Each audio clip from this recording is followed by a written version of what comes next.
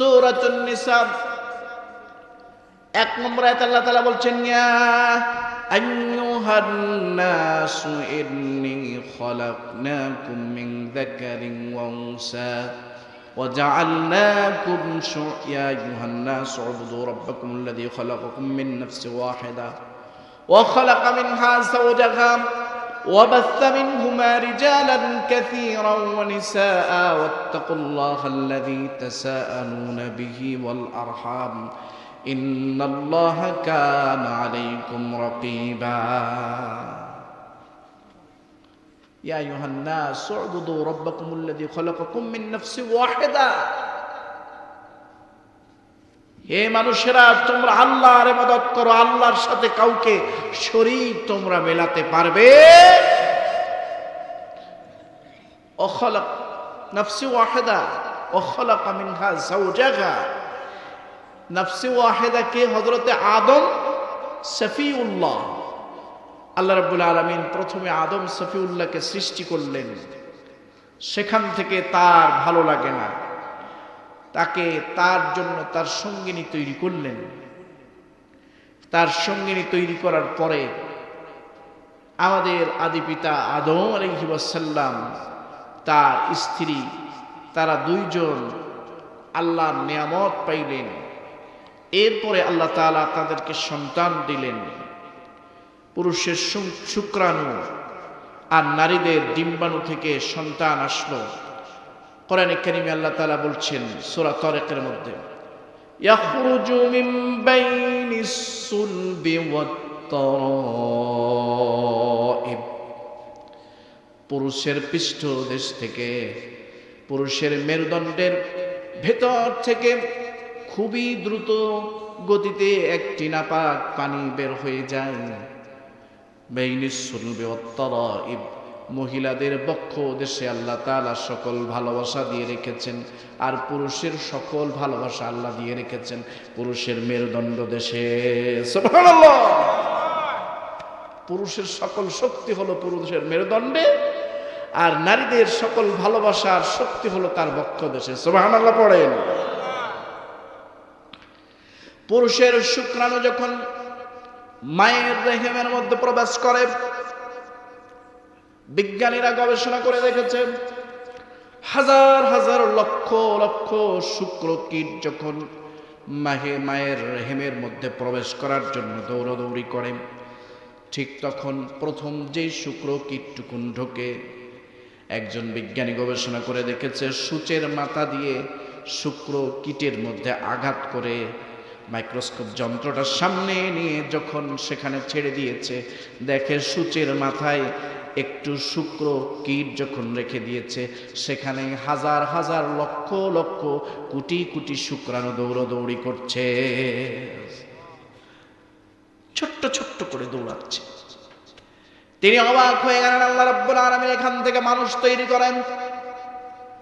সেই শুক্রাণু যখন মায়ের রেহেমের মধ্যে প্রবেশ করে, মায়ের রেহেমের মধ্যে প্রবেশ করে, সেখানে একটা দরজা আছে। সেই দরজাটা আস্তে করে আল্লাহ রাব্বুল আলামিনের ইশারায় বন্ধ হয়ে যায়। সেখানে যদি বেশি শুক্রকীট প্রবেশ করে, সেখানে একের অধিক বেবি হয়, আবার কম প্রবেশ করে, খুবই সামান্য প্রবেশ করে, অল্প একটু প্রবেশ করে। অল্প একটু প্রবেশ করার ফলে একটি সন্তান জন্মগ্রহণ করেন। বৈজ্ঞানিকদেরকে জিজ্ঞাসা করা হলো, সন্তানটা কেমনে মায়ের রেহেমের মধ্যে প্রবেশ করে সেখান থেকে সন্তানের শেপ হয়? বলে, আমরা ভিতরে থেকে দেখেছি, গবেষণা চালিয়েছি, আমেরিকান বিজ্ঞানীরা বলেছে শত গবেষণা চালানোর পরও দেখেছি সেখানে কেমনে সন্তান তৈরি হয় ভ্রূণ দিয়ে আমরা বুঝতে পারি নাই, বরং আমরা এটুকু জানতে পেরেছি স্রষ্টা সৃষ্টিকর্তা একজন আছে, তার পক্ষ থেকে স্পেশাল ডিভিন যিনি ফেরেশতা আল্লাহর পক্ষ থেকে আসেন, তারা এসে এই সুন্দর মায়ের পেটের মধ্যে এসে আল্লাহর পক্ষ থেকে তারা শেপ দেওয়ার ফলে সেখানে একটা সন্তানের আবির্ভাব তৈরি হয়। সুবহানাল্লাহ! সন্তানকে কিভাবে পাওয়া যায়? সন্তানটিকে যখন শেপ দেওয়া হয় আল্লাহর পক্ষ থেকে, একদল ফেরেশতা আল্লাহ নিযুক্ত করে রেখেছেন। সেই ফেরেশতারা গিয়া আল্লাহর অর্ডারে সেইখানে সন্তান সেব দেওয়ার কাজে নিযুক্ত থাকে। সুতরাং সন্তান যদি প্রতিবন্ধী হয়, জন্ম থেকেই চোখে দেখে না, অন্ধ হয়, লুলা হয়, জন্ম থেকেই অসুস্থ হয়, এমন সন্তান যখন দেখা যায়, বুঝে নিতে হবে এই পৃথিবীতে যত সন্তান আসে সব সন্তানগুলো আমার আল্লাহর ইশারায় আসে, ঠিক কিনা? এই পৃথিবীর কোনো ডাক্তার সন্তান আবিষ্কার করতে পারে না। এই পৃথিবীর কোনো ডাক্তারের পক্ষে সম্ভব নয়। কেউ বলেছে টেস্ট টিউব বেবি আবিষ্কার করে, কিন্তু যত বেবি আবিষ্কার করুক না কেন, একজন জলজান্ত ন্যাচারাল প্রাকৃতিক মানুষের সামনে টেস্ট টিউব বেবিটা হলো অথর্বের মতো, ঠিক কিনা? হয় তার মেধা শক্তি কম থাকে, না হলে তার দৃষ্টি শক্তি কম থাকে, না হলে তার শ্রবণ শক্তি কম থাকে, না হলে তার কোনো না কোনো সমস্যা আল্লাহর পক্ষ থেকে দিয়ে দেন। ঠিক তেমনি এই পৃথিবীতে যত সৃষ্টি এই পৃথিবীতে এসেছে, আল্লাহর শ্রেষ্ঠ সৃষ্টি মাখলুকাত মানুষ এসেছে, সকল মানুষের সৃষ্টির পিছনে আল্লাহ রাব্বুল আলামিনের স্পেশাল ইশারা রয়েছে, ঠিক কিনা? এজন্য আমরা দোয়া করি কি, রব্বানা আতিনা ফিদ দুনিয়া হাসানা ওয়া ফিল আখিরাতি হাসানা ওয়া কিনা আযাবান নার। আল্লাহ, পৃথিবীতে যখন এসেছি তুমি আমাদেরকে পৃথিবীর কল্যাণ দান করো, আর পরকালের কল্যাণ দান করো। পরকালে আমাদেরকে অপরাধী বলে লক্ষ লক্ষ মিলিয়ন ট্রিলিয়ন মানুষের সামনে বেইজ্জতি না করে, বরং আমি যে তোমার বান্দা ছিলাম, নিছক তোমার জন্যই আমল করেছি, এইটা বলে কিয়ামতের কঠিন ময়দানে আমাকে ডাক দিও। কারণ আমি শর্মিন্দা হয়ে যাব, লজ্জায় আমার মুখটুকু কোথায় ঢাকবো আমি জানি না। পৃথিবীর এই জিন্দেগিতে কেউ যদি আমাকে অপরাধী বলে ডাকে তা সহ্য করতে পারবো, কিয়ামতের কঠিন ময়দানে যদি ময়দানে মাহশারে আমাকে বান্দা তুমি অপরাধ করেছিলে এটা বলে ডাকো, আল্লাহ আমি কোথায় যাব? এজন্য প্রথম শর্ত হলো, পৃথিবীর ভালো কাজ কল্যাণের মধ্যে প্রথম কল্যাণ হলো হালাল রিজিক উপার্জন করা এবং তা থেকে খাওয়া। এক নম্বর। কয় নম্বর?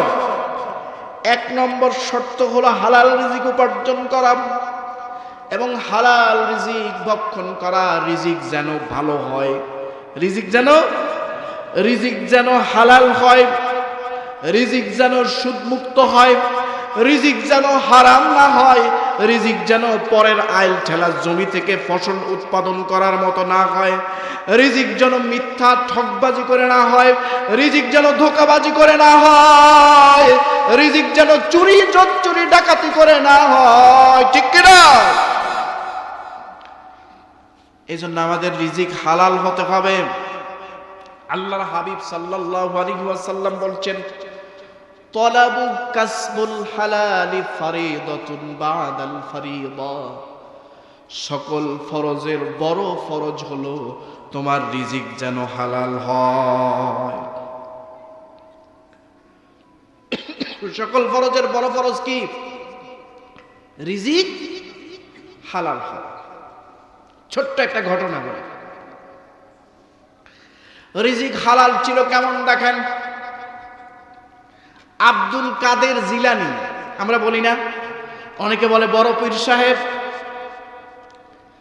আব্দুল কাদের জিলানী রাহমাতুল্লাহি আলাইহি, তার বাবা ছিলেন আবু সালেহ মুসা। আবু সালেহ মুসা।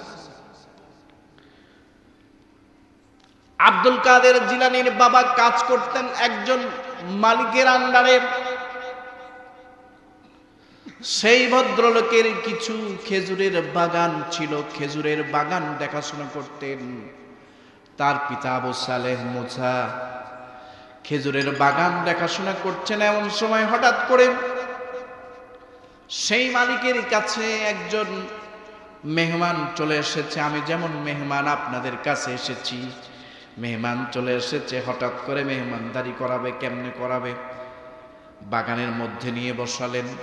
বাগানের মধ্যে বসিয়ে এবার বলছেন, আব্দুল কাদের জিলানীর পিতা আবু সালেহ মুসাকে বলছেন, আপনি গিয়ে কিছু পাকা খেজুর নিয়ে আসেন, মিষ্টি খেজুর।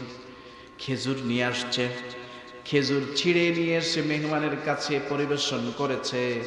মালিক নিজেও খেয়ে দেখলো, মেহমান নিজেও খেয়েছে, দেখে খেজুরগুলো পাকা না, কোনোটা কষ জাতীয়, কোনোটা পাকা না, কোনোটা মিষ্টি লাগে না, স্বাদ একটু ভিন্ন রকম।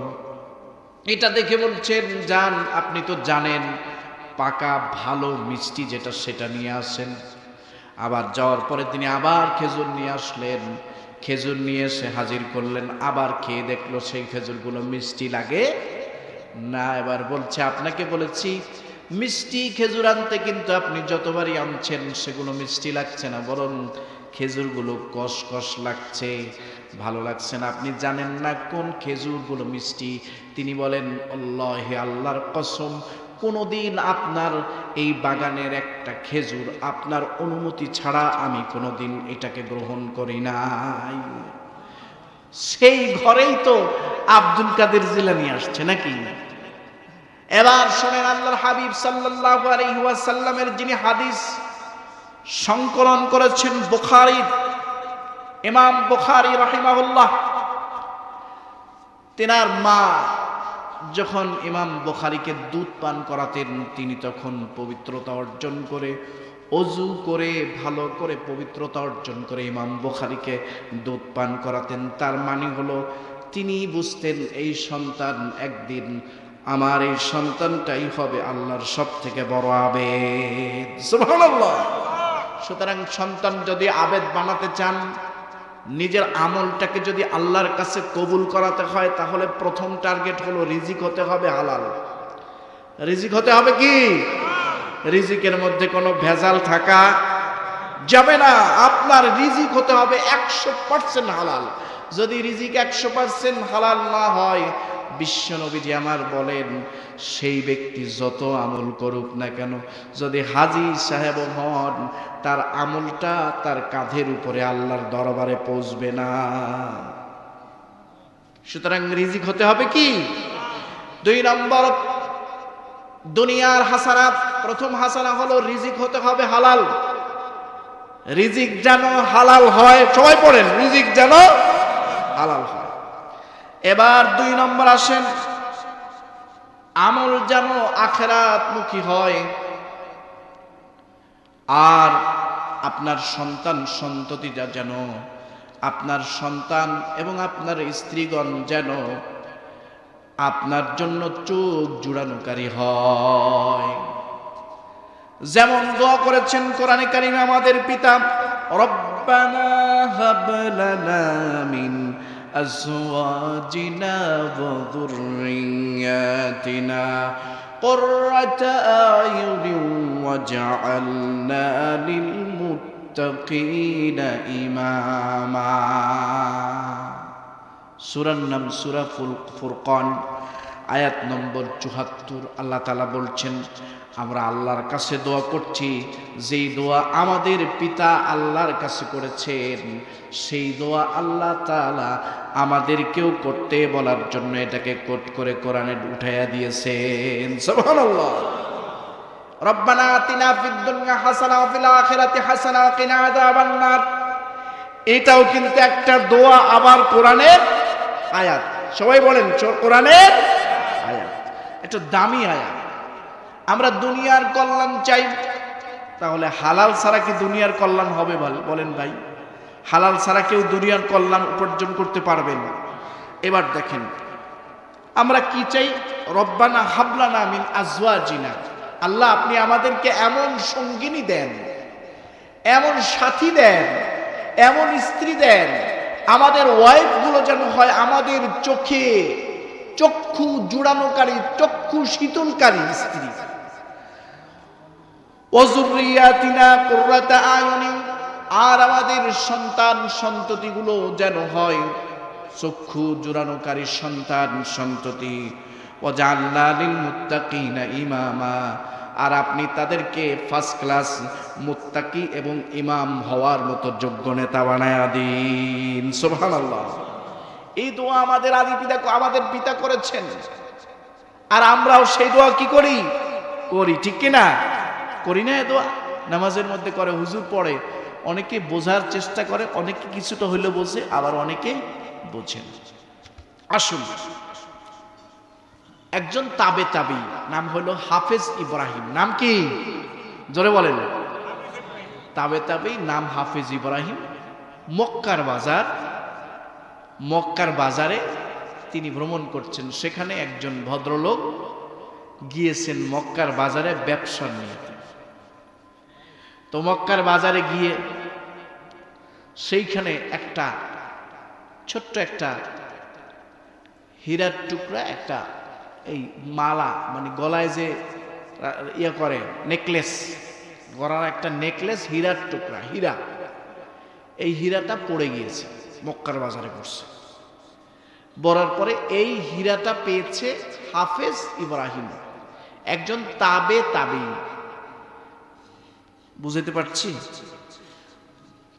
যারা রাসূলুল্লাহকে ঈমান সহকারে দেখেছেন, রাসূলুল্লাহ যেভাবে কাজ করতে বলেছেন, মা আতাকুমুর রাসূল ফাখুযুহু ওয়া মা নাহাকুম আনহু ফান্তাহু, সূরা হাশরের ৭ নম্বর আয়াতে আল্লাহ রাব্বুল আলামিন বলছেন, আমার রাসূল যেটা নিয়ে এসেছেন, যেটাকে জায়েজ বলেছেন, জায়েজ মনে করে যে সেটাকে অবলম্বন হিসেবে ধরে আমল করেছে, আর যেটা নিষেধ করেছেন, নাজায়েজ বলেছেন, সেটাকে নাজায়েজ ধরে, হারাম ধরে যে আমল করেছে, এই আমলটা করার জন্য আল্লাহর রাসূল এই পৃথিবীতে নির্দেশনা দেওয়ার জন্য আল্লাহর আয়াত নাজিল হয়েছে, আল্লাহর ঘোষণা এসেছে। এটা যারা করেছে, যারা রাসূলকে ঈমান সহকারে দেখেছে, তাদেরকে বলা হয় সাহাবী। কি বলে? সাহাবা একরামকে যারা দেখেছেন তাদেরকে বলা হয় তাবেঈ। তাবেঈদেরকে যারা দেখেছেন তাদেরকে বলা হয় তাবেঈ। হাফেজ ইব্রাহিম ছাত্র বয়স, তখন তিনি ওই হীরার খণ্ডটুকু পেয়ে, মালাটা পেয়ে তিনি যত্ন করে রেখে দিলেন। এটা কার হতে পারে? একজন বৃদ্ধ লোক, ধনী মানুষ, এই হীরক খণ্ডটা, তার নিজের হীরার একটা মালা তার সন্তানের জন্য রেখে দিয়েছে, মেয়ের জন্য।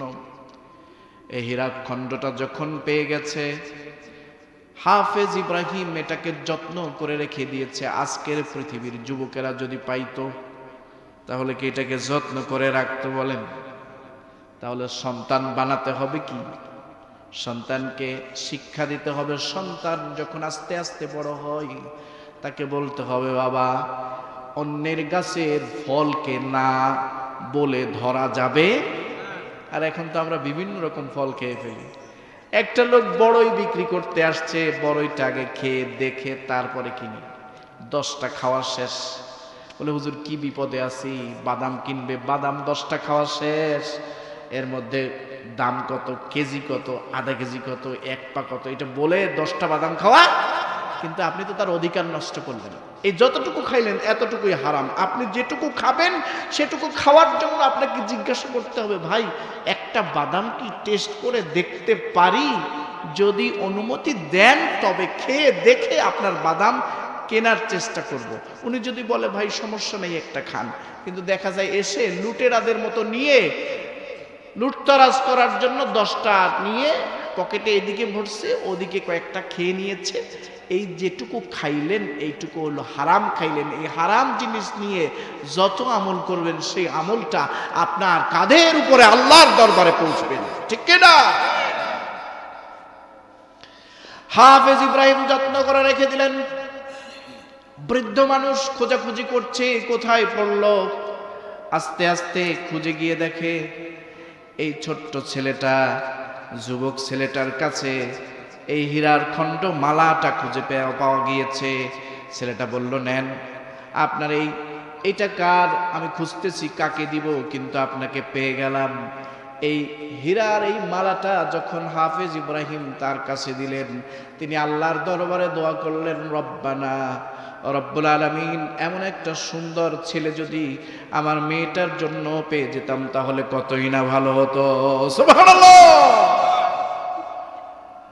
এই ব্যক্তি দোয়া করলেন আল্লাহর কাছে, আল্লাহর প্রিয় বান্দা হাজী সাহেব। ইন দ্য মিন টাইম আল্লাহর কি কুদরত, আল্লাহ তাআলা এই ব্যক্তির দোয়াকে কবুল করে নিলেন। সুবহানাল্লাহ। সুবহানাল্লাহটা জোরে পড়েন না। হাফেজ ইব্রাহিম যখন তাকে এই মালাটা যখন তার কাছে হস্তান্তর করলেন, বেশ কিছুদিন পরে মক্কার একটা কাফেলার দল সিরিয়া হয়ে বিভিন্ন জায়গায় ঘুরে বেড়ায়, ভ্রমণ করে নদী পথে। কোথায়? বড় বড় জাহাজ সেই পথে চলে বেড়ায়। হঠাৎ করে ভ্রমণ করতে করতে ইয়ামেন দেশের খুব কাছাকাছি একটা জায়গা, সেখানে গিয়ে জাহাজটার উপরে চারদিক থেকে ঝড় আসে, চারদিক থেকে সাইক্লোন আসার কারণে জাহাজটা তছনছ হয়ে যায়। ওখানে যারাই ছিল সবাই মারা গিয়েছে, সবাই ইন্তেকাল করেছে, কিন্তু হাফেজ ইব্রাহিম একটা তক্তার উপরে ভাসতে ভাসতে গিয়ে সেই যে ইয়েমেন দেশের পাশে একটা জায়গা, একটা অঞ্চল ছিল, সেই অঞ্চলের মধ্যে গিয়ে ভাসতে ভাসতে হাফেজ ইব্রাহিমের লাশটা গিয়ে দাঁড়ায়। হাফেজ ইব্রাহিম জীবিত অবস্থায় ওখানে বেহুশ অবস্থায় পড়ে আছে, সবাই মারা গেছে, সবার লাশ খুঁজে পাওয়া যাচ্ছে, কিন্তু হাফেজ ইব্রাহিমের একটা জীবন্ত মানুষ পাওয়া গিয়েছে, ছেলেটা বেহুশ, তার কোনো হুঁশ নেই। কয়েকজন লোক এসে দেখে একটা ছেলে এভাবে পড়ে আছে, কয়েকজন দেখেও ভয় পেয়েছে, তাকে ধরতে গিয়ে আবার কোনো ঝামেলায় পড়ে কিনা, ঠিক কিনা? আপনাদের অঞ্চলে এমন হয় না? কোনো জায়গায় ভেজাল হইলে কেউ যদি গলায় দড়ি দিয়ে মারা যায়, বিষ খাইয়া মারা যায়, আরে বাবা, তার আশপাশে কেউ যেতে চায় না, ভয় পায়। পুলিশ আসবে, কোর্ট কাছারি হবে, র্যাব আসবে, থানা থেকে আর্মি আসবে, থানা থেকে আনসার আসবে, সে জিজ্ঞাসাবাদ করবে কে করেছে, কে এর সাথে জড়িত আছে, কে প্রথম দেখছে, ঠিক কিনা? সাক্ষী নেওয়ার জন্য কেউ যায় না। কিছুক্ষণ পরে হাফেজ ইব্রাহিমের হঠাৎ করে হুঁশ ফিরে আসছে। হাফেজ ইব্রাহিম কতদূর গিয়ে দেখে মুমিন ব্যক্তি, চিন্তা করেছে একটু নামাজ যদি পড়তে পারতাম। গিয়েই দেখে পাশে একটা বিশাল মিনারওয়ালা একটা মসজিদ। সে আস্তে করে সেই মসজিদের কাছে গেলেন, গিয়ে মসজিদের মধ্যে পবিত্রতা অর্জন করে ঢুকে পড়লেন। ঢোকার পরে এখন সবাই বলা বলি করছে আমাদের মসজিদে একজন ইমাম সাহেব ছিলেন। ইমাম সাহেব হঠাৎ করে বাড়িতে চলে গেছে, আর ফিরে আসেন নাই। বলে তাহলে এখন কি করা যায়? দেখে তাহলে এখানে কে যোগ্য ব্যক্তি আছে ইমামতি করার জন্য। যোগ্যতা হলো প্রথমত তার কোরআন তেলাওয়াত সহি হতে হবে, ইসলামী জ্ঞান থাকতে হবে, মাসআলা মাসাইলের যোগ্যতা থাকতে হবে, ওই সমাজের মানুষকে সঠিক পথে সঠিক গাইডলাইন দেওয়ার মতো যোগ্যতা তার থাকতে হবে। আমাদের মসজিদের ইমাম সাহেবের আছে না নাই? আলহামদুলিল্লাহ বলেন। ভালো ইমাম সাহেব পেয়েছেন আপনারা। হাফেজ ইব্রাহিমকে বলছে তাহলে আপনি এবার সামনে যান হুজুর, আপনি কোথা থেকে এসেছেন? বলে অমুক অঞ্চল থেকে এসেছি। বলে আপনার পরিবার পরিজনে কেউ আছে কিনা? বলে না, আমার কেউ নাই, আমি একমাত্র আল্লাহর গোলাম, আল্লাহ যেখানে নিয়ে আমাকে ঠেকায় সেখানেই পড়ে থাকি, আমার কোনো আসবাব নাই, কোনো বাসস্থানের জায়গা নাই, ব্যবসা বাণিজ্য করি, বিভিন্ন অঞ্চলে ঘুরে বেড়াই। বলছে তাহলে আপনি আমাদের মসজিদের ইমামতি করার জন্য দায়িত্ব নিয়ে নেন। হাফেজ ইব্রাহিম বলছে ঠিক আছে, আমি একটু সময় নিয়ে নিলাম আল্লাহর দরবারে কাই মনোবাক্যে। তিনি বসলেন আর বললেন রব্বুল আলামিন, এখানে যদি আমি ইমামতির দায়িত্ব নিই কেমন হবে? আল্লাহর পক্ষ থেকে একটা সিগন্যাল পেয়ে গেলেন। সিগন্যাল পেয়ে ইমামতির দায়িত্ব নিলেন, ইমামতি করাচ্ছেন। এমন সময় ওই মসজিদের যিনি মুতাওয়াল্লি, তার মেয়ে, তার হাতটাই হারাই গেছিল, সেটা আবার পেয়েছেন। হাফেজ ইব্রাহিম ইমামতি করে, এমন সময় প্রস্তাব এসেছে। যুবক ছেলেটা যখন ইমামতি করে তাকে প্রস্তাব দিয়ে দেখি, আপনি কি ম্যারিড না আনম্যারিড? যুবক বলে না, আমি আনম্যারিড, বিবাহ শাদী করি নাই। বলছে বিবাহ শাদী যেহেতু করেন নাই, তাহলে আপনার কাছে একটা প্রস্তাব রাখতে চাই। আমার কাছে একটা সুন্দরী তনয়া ষোড়শী একটা মেয়ে আছে, আমার এই এলাকার মধ্যে সব থেকে সুন্দরী একটা মেয়ে। মুতাওয়াল্লি তার পাশের লোক দিয়ে বলাইছে যে মুতাওয়াল্লি সাহেবের একজন মেয়ে আছে অত্যন্ত সুন্দরী, এত সুন্দর চেহারাবান মেয়ে, তাকে প্রস্তাব নিয়ে বিভিন্ন লোকেরা আসে, কেউ মাস্তান, কেউ ক্যাডার, কেউ সাদাবাজি করে, কেউ পরের হক নষ্ট করে, কেউ কোর্ট কাছারি করতে গিয়ে কাউকে থাপ্পড় দিয়ে জোর করে জমি ভোগ দখল করে খাওয়ার ব্যবস্থা করে দেয়, এরকম লোক আমাদের সমাজে এখন নাই। আছে? আপনাদের এলাকায় আছে? এরকম অনেক লোক আছে, তারা প্রস্তাব দিয়েছে কিন্তু তার কাছে দেয় নাই, আপনার কাছে দিতে চায়। আপনি কি রাজি হুজুর? আপনার আমলে খুশি হয়েছে খুব, এখন কি করবেন? আপনি রাজি আছেন? বলে আমাকে একটু সময় দেন, কারণ আমার একজন বন্ধু আছে যার কেউ নাই, তার প্রিয় বন্ধু হলো আমার আল্লাহ।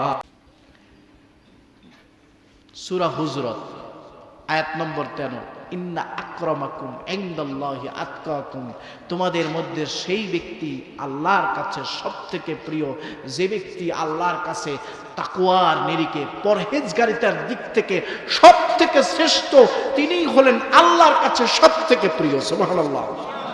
রাউদাতুম মিন রিয়াদিল জান্নাহ, বিশ্বনবী জনাবে মুহাম্মদুর রাসূলুল্লাহ সাল্লাল্লাহু আলাইহি ওয়াসাল্লামের রওজা।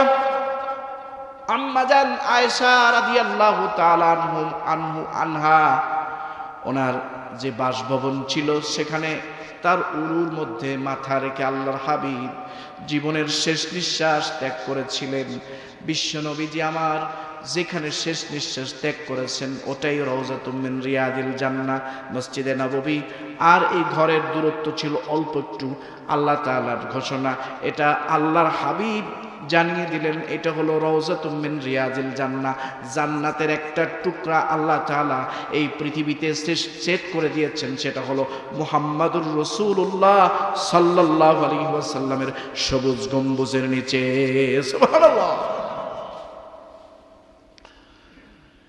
আল্লাহর হাবিব সাল্লাল্লাহু আলাইহি ওয়াসাল্লামের সেই রওজার পিছনেই প্রথম গেট হলো হযরতে বেলালের।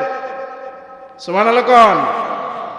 বেলাল ছিল কালো, প্রচন্ড কালো, দাসী একজন গোলাম, হাবশী গোলাম। বেলালের চেহারা ছিল প্রচন্ড কালো, ঠোঁটগুলো ছিল থ্যাবড়ো। বেলালকে আল্লাহ এত পছন্দ করতেন। এই হযরতে হাফেজ ইব্রাহিম তিনি আল্লাহর কাছে আরজি করলেন, ওগো রব্বুল আলামিন, আমার সঙ্গিনী হিসেবে এই মেয়েটা পারফেক্ট কিনা। সুবহানাল্লাহ। পরবর্তী ঘটনা কি বলবো? এবার হাফেজ ইব্রাহিম তিনি মেয়েটাকে বিবাহ করার জন্য অনুমতি দিয়ে দিলেন, অনুমতি মঞ্জুর। বিবাহর আয়োজন করা হলো, ইজাব কবুল। একজন প্রস্তাব দেয় আর একজন বলে কবুল, না? ছেলেরা বলে ইজাব আর মেয়েরা কি বলে? কবুল, নাকি? হ্যাঁ, করা হলো, বিবাহ হয়ে গেল। মেয়েটা ছেলেটাকে আগে দেখে নাই, ছেলেটাও মেয়েটাকে আগে কখনো দেখে নাই, কিন্তু মেয়েটা খুবই সুন্দরী একজন রমণী। এত সুন্দর রমণী ওই এলাকায় কানাকানি শুরু হয়ে গেছে, এত ছেলেরা এসেছে, কারো কাছে দেয় নাই। মসজিদের একজন ইমাম তার কাছে দিয়েছে, মোতাওয়াল্লি সাহেব মেয়েটাকে বিবাহ, দেখি কি হয়। পরবর্তী ঘটনা কি? বিয়ে হয়ে গেছে, মেয়ে আলাদা জায়গায় কবুল বলছে, ছেলে ইজাব বলছে। ইসলামের বিধান কি? ছেলেরা ইজাব বলবে, মেয়েটাকে দেখে দেখে সবাই দেখতে পারবে, পারমিশন আছে। ছেলে দেখতে পারবে, তবে তার পদ্ধতি আছে। ফতোয়া বলছে কি, ছেলে দেখতে পারবে, তবে তার স্পেশাল পদ্ধতি আছে। শুধুমাত্র ছেলের গোষ্ঠীর যা আছে, ভাই, দুলা ভাই, ঠিক কিনা, সবাই দেখতে পারবে না? না, দেখতে পারবে। যখন প্রস্তাব দিলেন তখন বিবাহ হয়ে গেল। সুন্দরী রমণী, সুরসী তন্নি, এই নারীটা যখন রাত্রিবেলায় মেয়ে আর ছেলে যখন একত্রিত হয়, বাসর রাত না, মধুময় রাত, নারী পুরুষের স্পেশাল মধুময় রাত, ঠিক কিনা? এ রাতে যখন একত্রিত হয়েছে, ছেলেটা মেয়েটার দিকে তাকায় আছে, মেয়েটা ছেলেটার দিকে তাকিয়ে আছে, মেয়েটা ছেলের চেহারার দিকে তাকায় আছে। চিন্তা করে দেখেন, আমাদের সকলের সৌন্দর্য হলো আমাদের চোখে, ঠিক কিনা? একজন যদি আরেকজনের চোখের দিকে তাকায় তাহলে কিন্তু মহব্বত তৈরি হয়, জানেন আপনারা? একজন আরেকজনের চেহারা হইল একটা, এই যে সিম কার্ড চিনেন, সিম কার্ডের মতো। আপনার গ্রামীণ ফোন, বাংলা লিঙ্ক, এয়ারটেল, রবি সিম কার্ডের মধ্যে ছোট্ট দুইটা দাগ আছে। এই দাগ দুইটা হলো এমন কানেক্টিভিটি, এটার সাথে কোম্পানি এমন কানেক্টিভিটি তৈরি করে দিয়েছে নেটওয়ার্কের মতো, এটা যেখানেই যাবে আপনার মোবাইলের কানেকশনটা তৈরি করবে। ঠিক একজন মানুষের চেহারা আর একজন মানুষের চেহারা হলো এমন একটা কানেক্টিভিটি পয়েন্ট যে এক জুমায় যদি হুজুরকে কেউ না দেখে তাহলে মনটা উস্কো খুস্কো করে, হুজুর আপনার বয়ানটা তো শুনতে পারলাম না, এক জুমা আপনাকে দেখলাম না।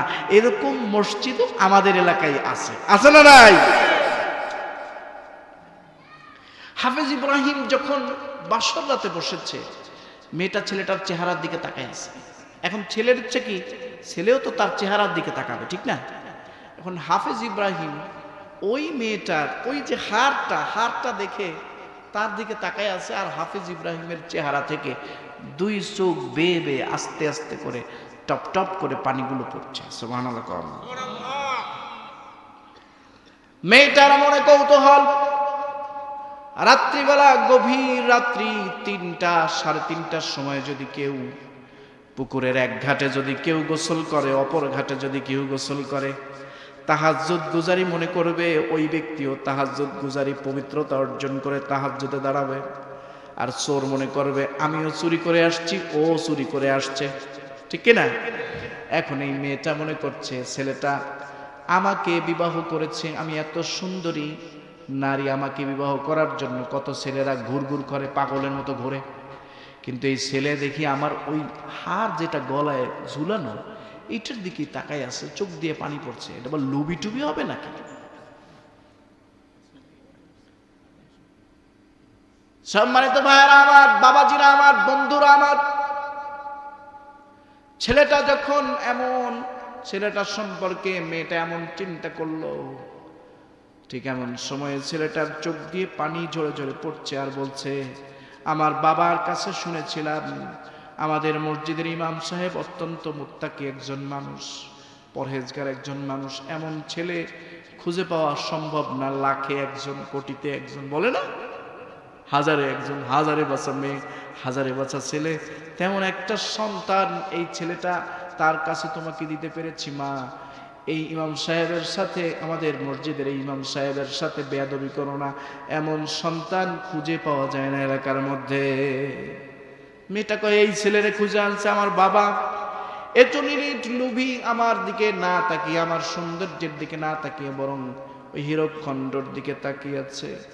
বলছে আপনি আমার দিকে না তাকিয়ে, আপনাকে ভালো মনে করেছিলাম কিন্তু আপনাকে দেখে বাটপার মনে হচ্ছে, আপনাকে দেখে খারাপ মনে হচ্ছে, আপনি লুভি নাকি, আমার হীরকখণ্ডটা প্রয়োজন কিনা নেন। বলে না না না, আপনি বুঝতে পারেন নাই, কারণ আপনি এই ঘটনা সম্পর্কে জানেন না। এই হীরকখণ্ডটা, এই মালাটা যখন আপনার গলায় দেখেছি, সাথে সাথে আমার আল্লাহর কথা আমার মনে পড়ে গিয়েছে। এই যুবক সমাজে দরকার আছে না নাই? এই যুবক আছে সমাজে? খুব কম। বরং ছেলে কাটিং দেয় মেসির মতো, মিথ্যা না সত্যি? ছেলে চুলের কাটিং দেয় নেইমারের মতো।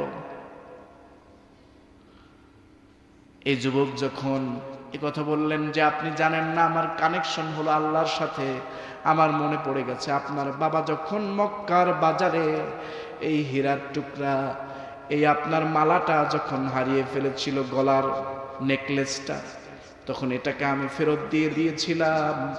আর আমি তখন দোয়া করেছিলাম আল্লাহ, উনি আমাকে টাকা দিতে চেয়েছিলেন, ওনার যখন মালাটা ফেরত দিলাম, গলার নেকলেসটা ফেরত দিলাম, তখন আমাকে অনেক টাকা দিতে চাইলো। আমি বললাম আমি যদি এখন টাকা নেই তাহলে ইহকালীন কল্যাণ আমি কামনা করেছিলাম সেটা পাবো না, পরকালে আল্লাহর জান্নাত থেকে আমি অনেক পিছনে সরে যাব। এই জন্য আপনার আমানত হলো এই হীরকখণ্ড, এই নেকলেসটা, এটা আমি ফিরিয়ে দিলাম, এর জন্য কোনো বিনিময় আমি গ্রহণ করব না। তিনি দোয়া করলেন আল্লাহ রাব্বুল আলামিন তোমাকে ইহকালীন কল্যাণ, পরকালীন কল্যাণ দিন। ওই বৃদ্ধ লোকটা দোয়া করলেন। তিনি বলেন তখন আমার স্মরণ আসলো আল্লাহ তাআলা ইহকালীন কল্যাণ এভাবেই আমাকে দিবেন, আমি বুঝতে পারি নাই। আমি শুনেছি আপনি একজন ষোড়শী তন্নি, ষোড়শী নারী, সুন্দরী নারী, আপনি আমলে আখলাকে ভালো, আপনার চেহারা কেউ কোনোদিন দেখে নাই, আপনার চোখ কেউ কোনোদিন দেখে নাই, আপনার কণ্ঠের সাউন্ড কেউ কোনোদিন নিজের কানে শুনতে পায় নাই। সুতরাং আমি এটা চিন্তা করে নিলাম আল্লাহ আমাকে ইহকালীন কল্যাণ দিবেন, পরকালীন কল্যাণ দেওয়ার জন্য মহা আয়োজন করে রেখেছেন। এটা তো শুধু বিবাহই নয়, এটা হলো পৃথিবীতে জান্নাতের বিবাহ।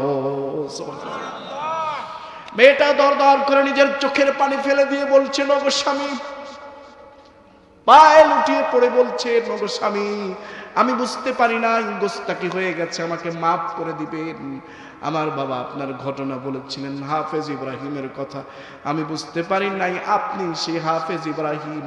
আমার কলিজাটাও যদি কেটে দেওয়া লাগে আপনার জন্য, আমার কলিজা কাটার জন্য আমি প্রস্তুত। আর একটু বলুন, আল্লাহর হাবিব সাল্লাল্লাহু আলাইহি ওয়াসাল্লাম জিহাদের ময়দান, জাবের ইবনে আব্দুল্লাহ, বুখারীর বর্ণনা, বুখারীর 7 নম্বর খণ্ড, কিতাবুল মাগাজি। হযরত আব্দুল্লাহ রাদিয়াল্লাহু তাআলা আনহুমা, তার 9টা সন্তান। কয়জন সন্তান?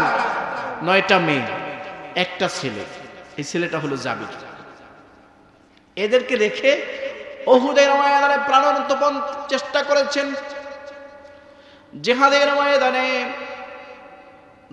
ময়দানে অবতীর্ণ হয়ে তিনি যুদ্ধ করেছেন কাফের বেদিনের বিপক্ষে। আল্লাহর হাবিবের প্রিয় সাহাবী আব্দুল্লাহ প্রাণান্তকর চেষ্টা চালিয়ে রণাঙ্গনে যুদ্ধ করে শাহাদাত বরণ করলেন। শাহাদাতের পরবর্তী সময়ে রেখে গেলেন 9টা মেয়ে, একটা ছেলে। এখন আল্লাহ রাসূল সাল্লাল্লাহু আলাইহি ওয়াসাল্লাম জিজ্ঞাসা করছে, জাবির, তুমি তো বিবাহ করছো, তো বিবাহ করছো কি কুমারী মেয়েকে না অকুমারী মেয়েকে? কুমারী মেয়ে বোঝেন তো নাকি? কুমারী মেয়ে হলো যে মেয়েটা অল্প বয়স হয়েছে, বিবাহের বয়স হয়েছে, সাথে সাথে তার বাবা কোনো একটা ভালো ছেলে দেখে মেয়েটাকে বিবাহ দিয়ে দিয়েছে। মেয়েটা খুবই ভালো মেয়ে, কারো সাথে কথা বলে নাই, কারো সাথে সম্পর্ক করে নাই।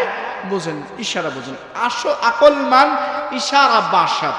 যাদের আকল আছে, বুদ্ধি আছে, বিবেচনা আছে, তারা ইশারাই বোঝে, বাকি ভাঙাইয়া কিছু বলার প্রয়োজন হয় না। এখন বর্তমানে এমন হয়েছে, মেয়েরা ছেলেরা বড় হওয়ার আগেই তারা অনেক কিছু বুঝে ফেলে, যা আমরাও বুঝি নাই, ঠিক কিনা?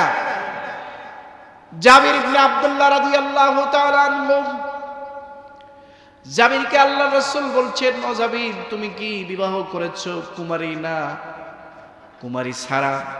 জাবির বলেন, ইয়া রাসূলুল্লাহ, ইয়া হাবিবাল্লাহ, আমি তো কুমারী মেয়ে বিবাহ করতে পারি নাই, একটু বয়স্ক মেয়ে বিবাহ করেছি, কারণ আমার বাবা আমার 9 জন বোন রেখে গিয়েছেন, আমি এমন একটা মেয়ে বিবাহ করেছি। আদারওয়াইজ নেবেন না, ভালো দিক থেকে নেন।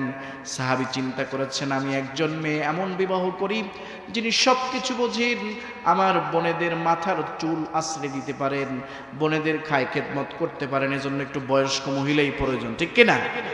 এটার জন্য আমি বিবাহ করেছি, কুমারী না কুমারী ছাড়া। জাবিরকে বলছেন, জাবির, তোমার আর কোনো কষ্ট আছে কিনা? বিশ্বনবী মদিনার রাষ্ট্রপ্রধান যখন হলেন, জাবির বললেন, ইয়া রাসূলুল্লাহ, আমার কষ্ট হলো, আমার বাবা উহুদের ময়দানে গিয়েছে, আমরা অনেক টাকা ঋণের বোঝা নিয়ে ঘুরছি। ইয়া রাসূলুল্লাহ, ইয়া হাবিবাল্লাহ, ঋণের বোঝা টাকাগুলো নেওয়ার জন্য আমাদের কাছে আসে। আমাদের কাছে যখন আসে, আমি ঋণের বোঝা টাকাগুলো ফেরত দিতে না পেরে আমি লজ্জিত। তখনই আমি বলে দেই, উহুদের ময়দানে আমার বাবা শাহাদাত বরণ করেছে, এই ঋণের টাকা পরিশোধের দায়িত্ব বিশ্বনবী জনাবে মুহাম্মদুর রাসূলুল্লাহ সাল্লাল্লাহু আলাইহি ওয়াসাল্লাম নিয়েছেন। সুবহানাল্লাহ। জাবির ইবনে আব্দুল্লাহ রাদিয়াল্লাহু তাআলা আনহু, তার কাছে একজন পাওনাদার এসেছে, বিশ্বনবীকে দেখিয়ে দিয়েছেন এই ঋণের টাকা বিশ্বনবী নেবেন, কারণ বিশ্বনবী মদিনার প্রেসিডেন্ট হয়ে প্রথম ঘোষণা দিয়েছিলেন, এই মদিনায় যারাই রয়েছে, যাদের বাবা ইন্তেকাল করেছে, সন্তান সন্ততি পরিবার পরিজন রেখে গিয়েছে, তাদের দেখভালের দায়িত্ব আমি মুহাম্মদুর রাসূলুল্লাহ নিজের কাঁধে নিয়ে নিলাম। সুবহানাল্লাহ। জাবের ইবনে আব্দুল্লাহ বলেন মুহাম্মদুর রাসূলুল্লাহ সাল্লাল্লাহু আলাইহি ওয়াসাল্লাম ঋণের বোঝা পরিশোধ করবেন। আল্লাহর হাবিব বলেন জাবের তোমাদের কি আছে? বলে ইয়া রাসূলুল্লাহ ইয়া হাবিবাল্লাহ আমাদের তেমন কিছু নাই, বাবার রেখে যাওয়া কিছু খেজুরের গাছ আছে, খেজুরের একটা ছোট্ট বাগান আছে। রাসূল বলেন জাবের তুমি রেডি থাকো, খেজুরের বাগানটা যখন খেজুরের সিজন আসবে খেজুরের বাগান থেকে তুমি খেজুর পারবে। আর একটা গোলা রাখলাম, এর মধ্যে একটা বড় গোলা, এই গোলাটার মধ্যে তুমি খেজুরগুলো রাখবে, বাকিটা দেখো আমি মুহাম্মদ সাল্লাল্লাহু আলাইহি ওয়াসাল্লাম তোমার ঋণের টাকা পরিশোধ করে দেই। খেজুরের সিজন আসছে, জাবির ইবনে আব্দুল্লাহ কয়েকটা গোলা প্রস্তুত করে বড় একটা গোলা রাখছে। বিশ্বনবীকে বলেন এটাই হলো বড় গোলা। আল্লাহর হাবিব সাল্লাল্লাহু আলাইহি ওয়াসাল্লাম বড় গোলাটার দিকে 3 বার ঘুরলেন, বুখারী বর্ণনা। গোল চক্করে 3টা চক্কর দিলেন। গোলাটার দিকে কয়বার চক্কর দিলেন? একটা কথা 3 বার বলা সুন্নাত, একটা আমল বোঝানোর জন্য রাসূল 3 বার বলতেন। এই গোলাটার মধ্যে 3টা চক্কর দিয়ে আল্লাহর হাবিব সাল্লাল্লাহু আলাইহি ওয়াসাল্লাম বলছেন জাবের রে আমি এই গোলার উপরে বসলাম, তুমি খেজুরগুলো আনতে থাকো। জাবের বলেন, জাবের নিজে হাদিস বর্ণনা করছেন, তিনি বলেন আমি দেখলাম আল্লাহর হাবিব গোলাটার উপর নিজে বসে বিসমিল্লাহ বলে খেজুরগুলো বিতরণ করছেন। আমার যত পাওনাদার ছিল আমার চিন্তা ছিল যে এই যে খেজুরগুলো পাবো এই খেজুরগুলো আমার বোনেদের মধ্যে ভাগ করে দিব, নিজেও কিছু খাবো। কারণ আমাদের উপার্জনের তেমন কোনো উল্লেখযোগ্য কোনো জায়গা নাই, কোনো খাত নেই, কোনো উৎস নেই, এটি হলো একটি গুরুত্বপূর্ণ উৎস। সুতরাং আমি খেজুরগুলো তুলবো আর সেগুলো থেকে আমার বোনদেরকে দিব। যখন পাওনাদারকে মেটাতে হবে, আল্লাহ রাসূল যখন এটা বলেছেন, আল্লাহর হাবিব যখন বলেছেন আমি রাজি হয়ে গিয়েছি, তখন আল্লাহর হাবিব বিসমিল্লাহ বলে খেজুরের গোলা থেকে যখন খেজুরগুলো আস্তে আস্তে করে দিচ্ছেন, বিসমিল্লাহ বলে খেজুর দিচ্ছেন, ঋণ যারা পাবে, দেনার টাকা যাদের শোধ করা প্রয়োজন, প্রত্যেকের দেনার টাকা, যারা দেনার টাকা পয়সা পাবেন সবগুলো পরিশোধ হয়ে গেল। আমার মনে হচ্ছে এই যে গোলাগুলো খেজুর দিয়ে আমি পরিপূর্ণ করেছি, আল্লাহর হাবিব যেই গোলার উপরে বসে আছে এই প্রতিটি গোলা থেকে একটা খেজুরও কমে নাই, বরং আল্লাহর রাসূলের বরকতি হাতে সকলের দেনা পাওনা পরিশোধ হয়ে গিয়েছে। জাবির ইবনে আব্দুল্লাহ রাদিয়াল্লাহু তাআলা আনহু বললেন এটি হলেন মুহাম্মাদুর রাসূলুল্লাহ সাল্লাল্লাহু আলাইহি ওয়াসাল্লাম। এই সন্তানগুলো আল্লাহ রাসূলের সাহাবীরা রেখে গিয়েছিলেন, ঠিক কি না? আমলে আখলাকে আমাদের এমন হতে হবে কি হবে না? আরেকটু বলবো, সারা রাত কেটে যাবে, বলতেই থাকবো, আপনাদের ভালো লাগবে, কত বলবো। আমাদের যেহেতু পরবর্তী মেহমান আছে, আরেকটা ঘটনা বলে আমি শেষ করে দেই। আমল যেন ভালো হয়। আমল কি হয়? আমাদের আমলগুলো অনেক ত্রুটিযুক্ত, আছে কি না? আছে। আমল যেন আখিরাতমুখী হয়,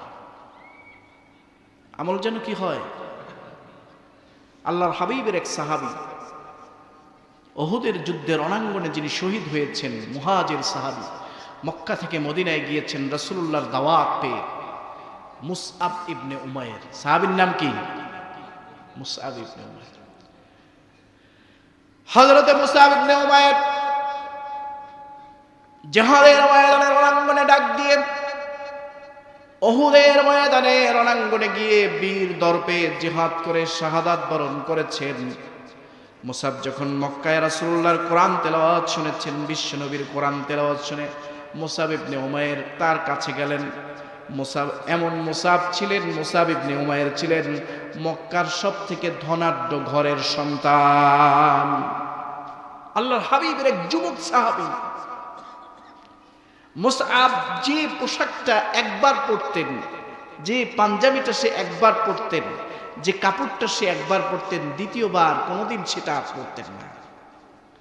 যে আতরটা মুসআব একবার ব্যবহার করতেন, সে আতরটি দ্বিতীয়বার মুসআব কোনোদিন পরতেন না। হযরতে মুসআব ইবনে উমাইর বিশ্বনবীর কাছে যখন কোরআনের তেলাওয়াত শুনলেন, বিশ্ব নবীজি তেলাওয়াত করলেন, তখন শুনতে থাকলেন, তখন তার কাছে ভালো লাগলো। সূরা আনফালের শুরুর দিকে তা আয়াত, وإذا تليت عليهم آياته زادتهم إيمانا وعلى ربهم يتوكلون মুমিন যখন কোরআনের তেলাওয়াত শুনে তখন তাদের অন্তরগুলো প্রকম্পিত হতে থাকে, তাদের শরীরের প্রতিটি পশম দাঁড়িয়ে যায়। ঈমানের কথা যখন হয় তখন তার অন্তরের মধ্যে গেঁথে যায়। আপনাদের মনেও যদি এমন লাগে তাহলে বুঝবেন ভালো লাগছে, আর কোরআনের সঠিক দাওয়াতই আপনারা গ্রহণ করতে পারছেন। মুসাব ইবনে উমাইর কোরআন তেলাওয়াত শুনে রাসূলুল্লাহর দরবারে গিয়ে বলছেন, আমাকে ইসলাম গ্রহণ করায়া দেন। বলছে, মুসাব রে, তুমি যদি ইসলাম গ্রহণ করো তাহলে তোমাকে তো বেলালের মতো কষ্ট করতে হবে, খাব্বাবের মতো কষ্ট করতে হবে। হযরতে খাব্বাব ইবনে আরাত রাদিয়াল্লাহু তাআলা আনহু হাদিস বর্ণনা করছেন, মুসাব ইবনে উমাইর ইসলাম গ্রহণ করলেন, ইসলামের ছায়াতলে আসলেন। কাফের বেদিনীরা বিশ্ব নবীজির কাছে হাতে হাত রেখে মুসআব ইবনে উমাইর ইসলাম গ্রহণ করলেন। এটা দেখে তাদের গাত্রদাহ শুরু হয়ে গেল। মুসআব ইবনে উমাইরের এই অবস্থা দেখে মুসআবের মায়ের কাছে সব বর্ণনা করে দিলেন। তার মা ছিলেন বিধর্মী। মুসআবের মাকে বললেন, মুসআবের মা, তোমার সন্তান ইসলাম গ্রহণ করেছে, মুসাব তোমার সন্তানকে তুমি থামাও।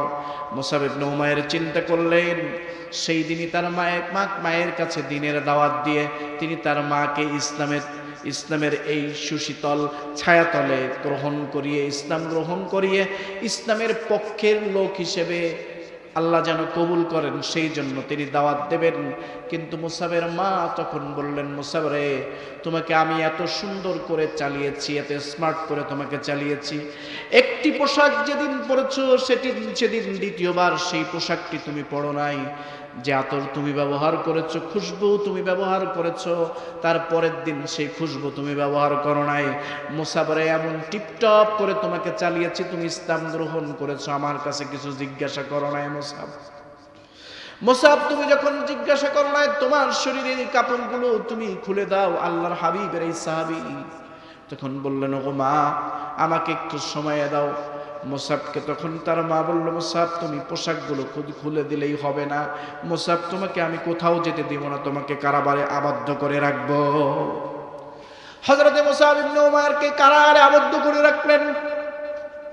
বিশ্ব নবীর সাহাবী মুসাব ইবনে উমাইর কারাবদ্ধ হয়ে থাকলেন। 3 বেলার খাবার তিনি 1 বেলা খান, বাকি 2 বেলা খান না। মুসাব ইবনে উমাইর বাকি 2 বেলা কষ্ট করে পেটে পীড়া বেঁধে খাবার 1 বেলা খেয়ে আল্লাহর কাছে কায়ে অনুবাক্যে দোয়া করে, রব্বুল আলামিন, আমি আর কিছু চাই না। যে নবী মুহাম্মদুর রাসূলুল্লাহ রহমতের নবী হিসেবে আমাদের কাছে আপনি পাঠিয়েছেন, তার চেহারাটা 3-4 দিন যাবৎ দেখতে পাই না। আমি কোনো পোশাক চাই না, কোনো গরিমা চাই না, কোনো অহমিকা চাই না, কোনো অহংকার চাই না। একটি পোশাক এক দিন পরেছি, আমি বুঝতে পারি না ইসলাম কত মজার ধর্ম, কত সুস্বাদু ধর্ম, আমি বুঝতে পারি নাই। ও আল্লাহ, তুমি আমার নবীর সাথে আমাকে সাক্ষাৎ করিয়ে দাও। বিশ্ব নবীর কাছে সাক্ষাৎ হয়ে গেল। আল্লাহর হাবিব বললেন, মুসাব রে, তুমি এত কষ্ট করেছো কারণ তুমি একটা পোশাক পরতা। মুসাব, তুমি সালার চট ব্যবহার করেছো, সালার চট দিয়ে কোটটা বানায় সেটা তুমি গায়ে দিয়েছো। মুসাব, তুমি 3 বেলার খাবার 1 বেলা খেয়েছো। গো মুসাব, এই কষ্ট বড় পীড়াদায়ক কষ্ট। মুসাব, এই কষ্ট সহ্য করতে পারছি না। মুসাব রিপিট দিচ্ছেন বিশ্বনবীকে, প্রতি উত্তরে বললেন, ইয়া রাসূলুল্লাহ, ইয়া হাবিবাল্লাহ, আমি একটু কষ্ট পাই নাই। প্রতিদিন একটি পোশাক আমি ব্যবহার করেছি, দ্বিতীয় দিন আর ওই পোশাকটা আমি ব্যবহার করি নাই, ওই খুশবু আমি আর ব্যবহার করি নাই। এমন অহংকার নিয়ে, এমন দাম্ভিকতা সহকারে এই জমিনে চলেছি, কিন্তু আমি যখন ইসলামের দাওয়াত পেয়েছি, ইয়া রাসূলুল্লাহ, ইয়া হাবিবাল্লাহ, সেদিন থেকে আমি সিদ্ধান্ত নিয়েছি, আপনি যা বলবেন তা থেকে এক চুলও আমি নড়চড় হব না। ইয়া রাসূলুল্লাহ, এই কারণে আমাকে যে আঘাত দেওয়া হয়েছে, আমাকে যে কষ্ট দেওয়া হয়েছে, কষ্ট কোনো কষ্টই না আমার কাছে, বরং আমি আপনাকে 3-4 দিন যাবত আপনার এই সুন্দর রহমত রাহমাতাল লিল আলামিনের চেহারাটা আমি দেখতে পাই নাই। আমি মুসাবের অন্তরটা খুবড়ে খুবড়ে কামড়িয়েছে, সমস্ত চক্ষু দিয়ে সারাদিন রাত আমার পানি পড়েছে। আল্লাহর দরবারে আমি উনাজারি করেছি, কখন আমার বিশ্ব নবীকে আমি দেখব। ইয়া রাসূলুল্লাহ, ইয়া হাবিবাল্লাহ, আমি 3-4 দিন আপনাকে দেখতে পাই নাই, এই কষ্ট আমি জীবনেও কোনোদিন ভুলবো না। বিশ্বনবীর সাহাবী মুসআব ইবনে উমাইর এই যখন কথা বললেন, বিশ্বনবীর চোখ দিয়ে দরদর করে পানি পড়ছে। আল্লাহর হাবিব তার চোখের 2 পাশ দিয়ে পানি পড়ছেন, আর বিশ্বনবী বলছেন, মুসআব তুমি কি বলো, এরপরেও তোমার কষ্ট মনে হয় নাই, বরং তুমি ইসলামের সুশীতল ছায়ার তলে এসেছো। ও আমার এলাকাবাসী ভাইয়ারা, এখনো যারা খ্রিস্টান অনুসারী রয়েছে, হিন্দু ধর্মের অনুসারী রয়েছে, তোমাদের কাছে দাওয়াত দিয়ে যাই, ইসলামের মতো এত সুন্দর সাজানো কোন ধর্ম এই পৃথিবীতে দ্বিতীয়টি নাই। সুবহানাল্লাহ। মুসআবের শেষ ঘটনাটা শুনেন। হযরত মুসআব ইবনে উমাইর রাদিয়াল্লাহু তাআলা আনহু, হযরত মুসআব ইবনে উমাইর উহুদের ময়দানে রণাঙ্গনে প্রাণান্তকর চেষ্টা চালিয়ে জিহাদের ময়দানে শাহাদাতের স্বাদ গ্রহণ করলেন। মুসআব শাহাদাত বরণ করলেন। আল্লাহর হাবিব উহুদের ময়দানে 70 জন সাহাবী শাহাদাত বরণ করলেন। বিশ্বনবীর সাহাবীদেরকে দুটো দুটো কাপড় পরিয়ে তারপর তাদের জানাজা করে বিশ্বনবীর সাহাবীদেরকে কাপড় পরানো হয়। কাপড়ের শর্ট ছিল, কাপড় অল্প ছিল, এই জন্য সাহাবাদের জানাজা দেওয়ার আগে কাফনের কাপড় পরাতে পারেন না। সাহাবায়ে কেরাম প্রশ্ন করলেন, ইয়া রাসূলুল্লাহ, ইয়া হাবিবাল্লাহ, কি করা যায়? হঠাৎ করে হযরত মুসআব ইবনে উমাইরের কাপড়ের শর্ট পড়ে গেল। হযরত মুসআব ইবনে উমাইরের কাপড় যখন খুঁজছে, পশমি একটা কাপড় ছিল, যদি গলার এখান থেকে পরানো হয় এই টাকনু গিরা পর্যন্ত পরে, আর এখান থেকে যদি নিচ থেকে পরানো হয় এইটুকু খালি থেকে যায়। বিশ্বনবীর কাছে ডাক দিয়ে বলেন, সাহাবায়ে কেরাম, ইয়া রাসূলুল্লাহ, ইয়া হাবিবাল্লাহ, ওই যে মুহাজির সাহাবী মক্কা থেকে মদিনায় এসেছে, খাব্বাব ইবনে আরাতের সাথে সংঘবদ্ধ হয়ে একত্রিত হয়ে ঘোষণা দিয়েছে, শুধু আমাদের জীবনটা ইসলামের পক্ষে দান করার জন্য মক্কা থেকে মদিনায় আমরা যাচ্ছি। আপনার সেই মুহাজির সাহাবী, যুবক সাহাবী মুসআব ইবনে উমাইর শাহাদাত বরণ করেছে। এক টুকরা পশমি কাপড় তার আছে, এই পশমি কাপড়টা মাথা থেকে, এখান থেকে শুরু করে, যদি মাথার দিক থেকে শুরু করে টাকনু গিরা পর্যন্ত আসে, নিচ থেকে পড়ালে এইটুকু খালি থেকে যায়। বিশ্বনবী বলেন, আল্লাহ যে রব্বুল আলামিন আমার মুসআবকে মক্কার জিন্দেগিতে এত সুন্দর সুন্দর পোশাক পরিয়েছেন, ঈমান আনার কারণে উহুদের ময়দানে রণাঙ্গনে শহীদ হয়েছেন আমার মুসআব। সেই মুসআব যখন ইহকালীন জিন্দেগিতে আল্লাহর দরবারে একটা সালার চট পড়া ছিল, পশমি কাপড় মাথা থেকে যখন টাকনু গিরা পর্যন্ত আসে, এই পশমি কাপড়টা মাথা থেকে টাকনু গিরা পর্যন্ত পরাও। আমি মুসআবের জন্য সাক্ষী থেকে গেলাম, এই টাকনু গিরা থেকে নিচ পর্যন্ত আল্লাহ স্পেশাল এই মুসআবের জানাজা দেওয়ার আগে স্পেশাল কাপড়ের ব্যবস্থা আল্লাহর জান্নাত থেকে হবে। শুধু তাই না, গোটা মুসআবের বডিটাই জান্নাতি কাপড় দিয়ে হবে। বিশ্বনবী বলেন, এই মুসআবকে এত কষ্ট করেছি আমি ইসলাম আনার জন্য। বিশ্বনবী বলেন, ও মুসআব, তোমার জন্য আমার চোখের পানি আমি ধরে রাখতে পারলাম না।